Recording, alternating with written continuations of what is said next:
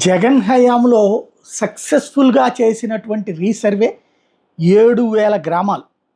ఇప్పుడు మళ్ళీ ఆ 7,000 గ్రామాల్లో పునఃపరిశీలన చేస్తాం. ఇది తాజాగా ప్రభుత్వం ప్రకటించింది.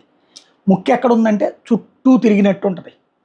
రీసర్వే అంటేనే పరిశీలన, ఇంకా పునఃపరిశీలన చేసేది ఏంటి? అలా రీసర్వే చేసిన వాటిలో తేడాలు వస్తే కంప్లైంట్లు ఆల్రెడీ ఇస్తారు. అక్కడ విధానం ఉంది దానికి, అది ఆటోమేటిక్గా తీర్చాలి. మెయిన్ సమస్య ఏంటంటే ఇప్పుడు మొన్ననే కదా కేంద్ర ప్రభుత్వం చెప్పింది, రీసర్వే చేసి అందరికీ ఆ భూమి హక్కు కల్పించాలి. భూమి మనం కొనుక్కున్న మన చేతిలో ఉన్నట్టు లేదు, అది హక్కులకు సంబంధించిన ఇబ్బంది ఎదురవుతుంది. కాబట్టి ఆ విధమైనటువంటి ఆలోచన ఖాయం, ఖచ్చితం అని చెప్పారు. అలాగే అది పూర్తి చేసిన రాష్ట్రాలకి ఒక 50 ఏళ్ల పాటు వడ్డీ లేని రుణాలు కూడా ప్రకటించారు.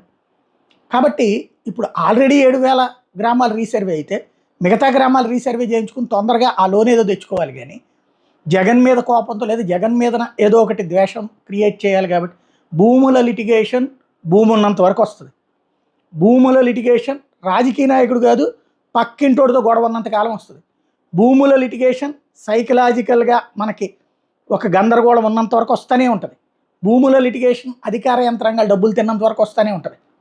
కాబట్టి దాన్ని జగన్ మీదకో చంద్రబాబు మీదకో తోసే అంశం కాదు. రాజకీయ నాయకులు కబ్జా చేస్తే ఖచ్చితంగా దాన్ని పట్టుకోవాలా, no doubt at all. But ఇక్కడ ఆ వంక పెట్టుకుని లేదా ఆ కారణం పెట్టుకుని ఆపుకుంటే నాశనం అయ్యేది రాష్ట్రం.